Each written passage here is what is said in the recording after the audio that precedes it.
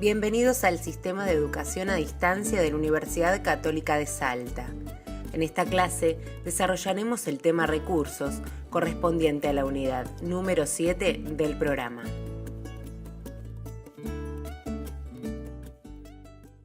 Bueno, hoy en Forense 1 vamos a hablar de recursos. En principio lo que hay que tener en cuenta es lo siguiente. Cuando nos disconformamos con una resolución judicial o cuando hay algún problema en un acto procesal del proceso, hay dos formas de atacarlo: el pedido de nulidad y el recurso. ¿Qué ataca la nulidad? La nulidad pretende extinguir el acto procesal y extinguir todo lo que ocurrió después de ese acto procesal. Y la nulidad es una forma de atacar un acto procesal que no tiene los requisitos esenciales. Es decir, un acto procesal que, como los actos jurídicos comunes, no tiene los requisitos esenciales. Lo atacamos en el plazo concreto y destruimos todo lo que ocurrió de ahí en adelante. La otra forma de atacar un acto procesal es el recurso. Y en este caso, el recurso no ataca cualquier acto procesal, ataca solamente las resoluciones judiciales. Mientras que la nulidad, por ejemplo, podríamos pedir la nulidad de un escrito que está firmado, mal firmado, que no lo firmó la parte o que no lo firmó. Esa sería una nulidad por inexistencia. El tema nulidades, cuando tengamos tiempo, lo daremos en otra clase. Ahora, lo que ustedes tienen que saber es que hay dos armas, la nulidad y el recurso. No tienen que confundir una con la otra. El recurso, lo que hacemos es disconformarnos con lo que dice el juez. Decimos, no tiene razón, está equivocado, esto es un error. Esto no está previsto en el Código de Procedimientos o va en contra de las normas del procedimiento. Entonces tenemos un recurso. ¿Cuál es el primer recurso, el recurso más común? Se llama recurso de revocatoria o de reposición. Son las dos terminologías que usa el Código. El Código dice reposición y después, cuando habla del recurso, habla también de revocatoria. Así que son los dos términos.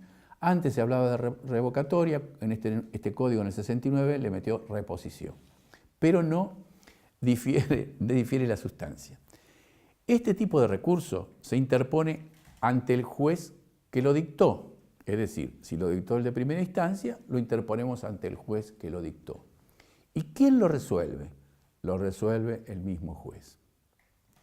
Este tipo de recurso de reposición va contra el juez, contra las resoluciones del juez o contra las resoluciones de su secretario. Los secretarios, ustedes ven en el Código, tienen la facultad de dictar algunas resoluciones. Entonces, cuando yo interpongo la revocatoria contra la decisión de un secretario, en ese caso sí resuelve el juez. Cuando yo interpongo la revocatoria contra actos del juez, contra resoluciones del juez, entonces el mismo juez lo resuelve. Muchos hablan de que en este caso este recurso también tiene un efecto retentivo, es decir, el juez retiene el proceso, lo retiene al juicio, no le remite a la Cámara, lo resuelve él. Y este recurso está destinado a las providencias simples que no causan gravamen irreparable y a las providencias que causan gravamen irreparable, con la diferencia que aquellas que causan gravamen irreparable también pueden ser apeladas. Entonces, vamos al recurso de apelación. El recurso de apelación se puede interponer contra la sentencia definitiva, contra la sentencia homologatoria, porque puede ser que haya sido mal homologado, contra las sentencias interlocutorias. ¿Se acuerdan que dijimos que las sentencias interlocutorias implican una discusión entre las partes y el juez se mete en la discusión y la resuelve? Estas sentencias solamente pueden ser objeto de apelación, lo mismo que la sentencia definitiva. Ahora, también podemos apelar las sentencias que causan gravamen irreparable. ¿Qué podemos hacer? Las providencias simples las providencias simples que causan gravamen irreparable. ¿Qué podemos hacer? Podemos, en este caso, por economía procesal, interponer la revocatoria y apelar en subsidio. Esto es lo que prevé la ley. Pero no necesariamente tenemos que interponer la revocatoria. Podemos interponer solamente la apelación y dejar la revocatoria afuera. ¿Por qué? Porque muchas veces, cuando ejercemos la profesión asiduamente en un juzgado, sabemos que esa es una opinión del juez y que él no lo va a revocar, él no lo va a cambiar. Entonces no perdamos el tiempo, apelemos directamente a la Cámara.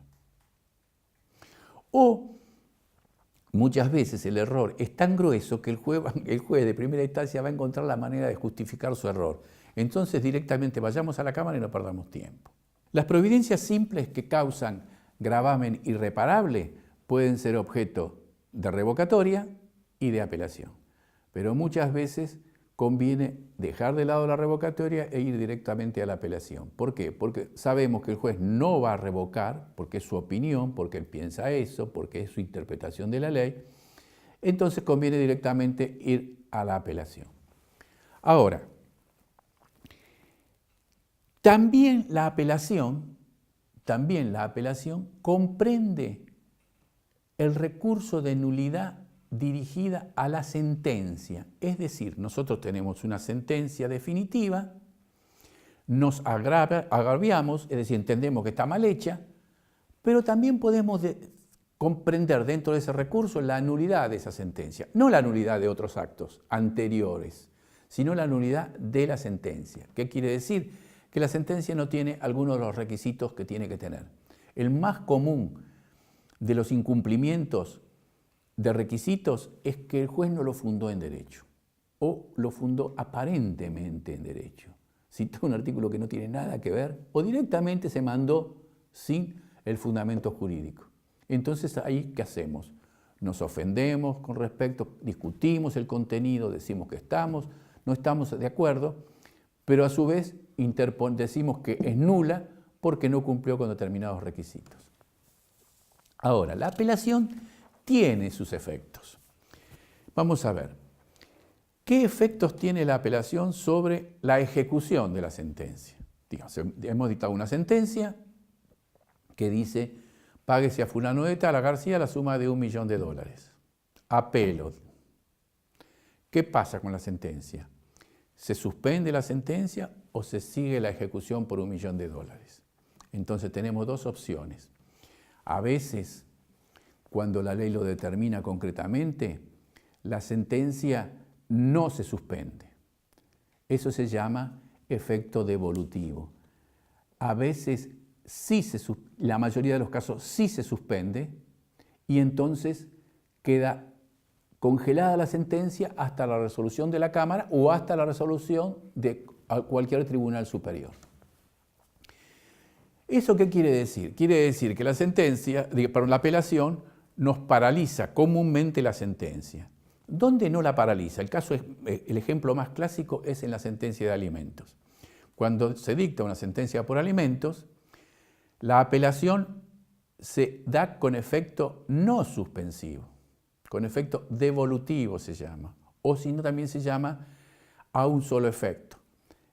Tiene 2 o 3 acepciones. Implica que, ¿por qué ocurre esto? Esto ocurre porque obviamente si dictamos una sentencia de alimentos y se apela, el alimentado se muere de hambre, porque se tiene que comer un año en la Cámara y después otro año en otra apelación más, nunca va a cobrar nada. Entonces, ¿qué ocurre? La ley permite, en el caso concreto de las sentencias de alimentos, ejecutar los alimentos en forma provisoria a las resultas de lo que ocurra en la Cámara. Si la Cámara hace lugar a la sentencia de alimentos, es decir, dice está bien, no hay ningún problema. Si dice está mal, habrá que devolver. Entonces, hay otra cuestión. ¿Cómo tramita la apelación? Entonces acá tenemos también 2 diferencias. Libremente o en relación. Son 2 temas básicos para que ustedes entiendan cómo se van a comportar. Si es libremente, la Cámara va a tramitar todo, va a tramitar los agravios, ustedes van a presentar los agravios en la Cámara, van a abrir a prueba en los casos que sea necesario, van a fundamentar cuando le dieron una apelación con efecto diferido, va a haber todo un procedimiento dentro de la Cámara, ahí es libremente. Cuando es en relación significa que va a tramitar todo en primera instancia, el recurso, y la Cámara solamente va a dictar la sentencia. Entonces ustedes saben que dónde van a presentar el memorial o los agravios o la fundamentación de sus diferencias. La van a hacer en primera instancia. De primera instancia el expediente sale preparado para dictar sentencia. ¿Por qué se llama en relación?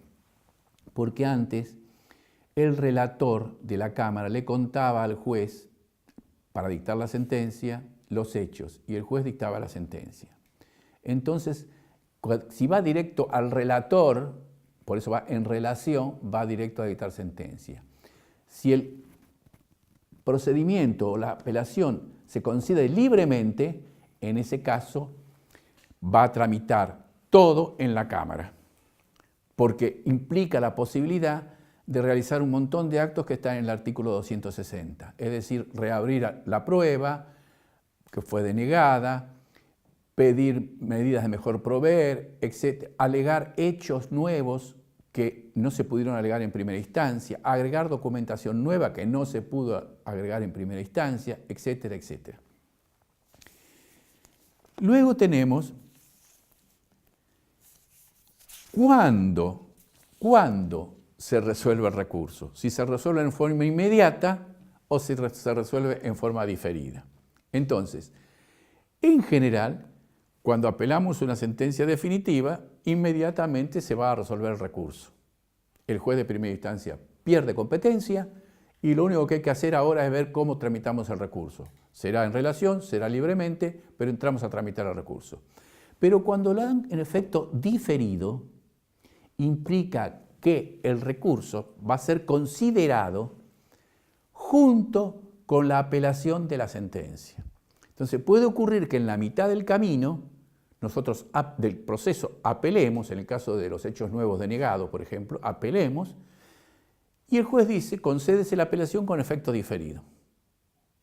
Y usted dice, ¿esto qué quiere decir? Quiere decir que recién cuando estemos en la Cámara, el artículo 260 nos dice, se fundamentarán aquellas apelaciones que fueron otorgadas con efecto diferido. Esta es una forma de economía procesal. Implica que no vamos a estar deteniendo el proceso cada vez que concedemos una apelación por estas cuestiones, que esto se va a resolver en la Cámara. Si se resuelve en la Cámara, por ejemplo, que hacer lugar al hecho nuevo, bueno, la Cámara nos permitirá presentar las pruebas, etc. Si se resuelve en la Cámara que un documento nuevo o desconocido pueda ser agregado, la Cámara dirá, sí, esto puede ser agregado. Entonces resolverá aquella apelación con efecto diferido. Y entonces tenemos, según suspenda o no suspenda, tenemos efecto suspensivo o devolutivo. Devolutivo quiere decir no suspensivo. Según se tramite el proceso, tenemos libremente o en relación. Libremente, todo tramita en segunda instancia. En primera instancia lo único que se hace es foliar, preparar el expediente, maquillarlo, ponerlo lindo y mandarlo a la Cámara, porque si no va lindo la Cámara lo devuelve inmediatamente. En ese caso, libremente, vamos a presentar nuestro memorial o nuestro agravio o nuestra disconformidad en la Cámara y vamos a contestar la disconformidad del otro en la Cámara y vamos a veces a abrir a prueba.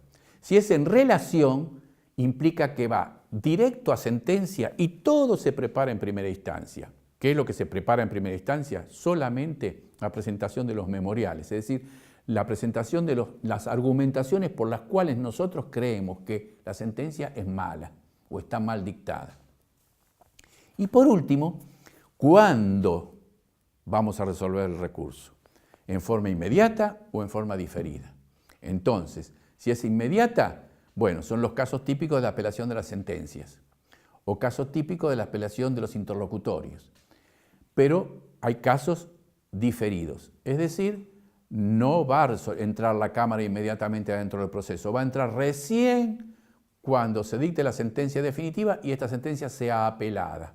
Y ahí va a aparecer que el efecto diferido va a estar fundamentado en, según dice el artículo 260 del Código, en segunda instancia.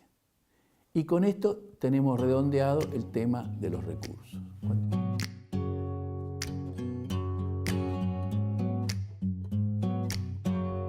En esta clase desarrollamos el tema recursos. Observamos que es fundamental diferenciarlos del pedido de nulidad, ya que los primeros atañen a las resoluciones judiciales. El primer recurso que hemos definido es el de reposición o revocatoria. Luego desarrollamos el de apelación.